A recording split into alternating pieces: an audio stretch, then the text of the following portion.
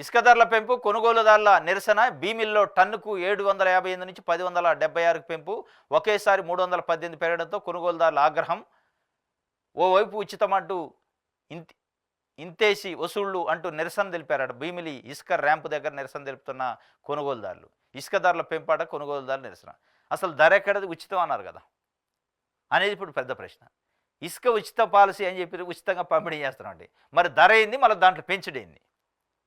అసలు ధరే లేదు, మళ్ళీ దాంట్లో పెంచుడట. 758 అని చెప్పి 1076 వసూలు చేస్తానట. ఈ 758 ఏంటి, 1076 ఏంది?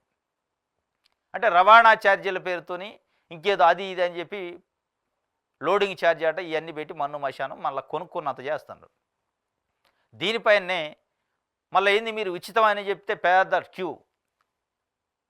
క్యూ పెట్టి మళ్ళీ ఆ క్యూలో కూడా ఫైర్లు, ఆ క్యూలో కూడా లంచాలు, ముందు పోవడానికి వెనక పోవడానికి లంచాలు, ఫైర్లు. ఇది ఇప్పుడు ఇసుక పైన నడుతుంది. మీరు పేరుకి ఉచితం ఇస్తున్నారు కానీ ఆడ ఉచితంగా పొందే అవకాశం లేదు. అనేక రకాలుగా ప్రైవేటు వ్యక్తుల చేతుల్లోకి ప్రభుత్వానికి రావాల్సిన ఇసుక పైన ట్యాక్స్ మొత్తం ప్రైవేటు వ్యక్తుల చేతుల్లో పోతుంది.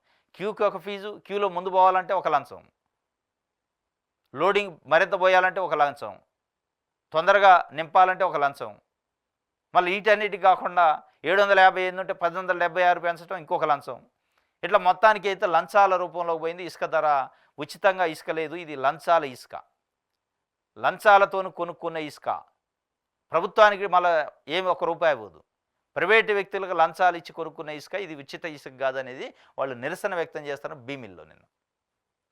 ఇంకోటి గోల్డెన్ డేస్ అట. మొత్తానికి గోల్డ్కి భారీగా తగ్గిన ధరలు అని చెప్పి 10 గ్రాములకి ₹5,800 తగ్గిందట. బడ్జెట్ ప్రవేశపెట్టిన దగ్గర నుంచి ఈ రోజు వరకు 22కో ఏదో బడ్జెట్ పెట్టారు కేంద్ర ప్రభుత్వం. ఆ రోజు నుంచి ఇప్పటికీ దాదాపు 5,800 ఒక తులాన్ బంగారానికి, అంటే 10 గ్రాముల బంగారానికి తగ్గింది. మొత్తానికి అయితే బంగారం ధరలు అయితే తగ్గుముఖం పడినాయి. ఇది మళ్ళా ఇంకొక 2-3 రోజుల తర్వాత పెరిగే అవకాశం కూడా ఉందట. శ్రావణ మాసం ఏదో పెళ్ళిళ్ళ సీజన్ స్టార్ట్ అయితే మళ్ళీ కొనుగోలు పెరుగుతాడు, కొద్దిగా పెరిగిద్దట.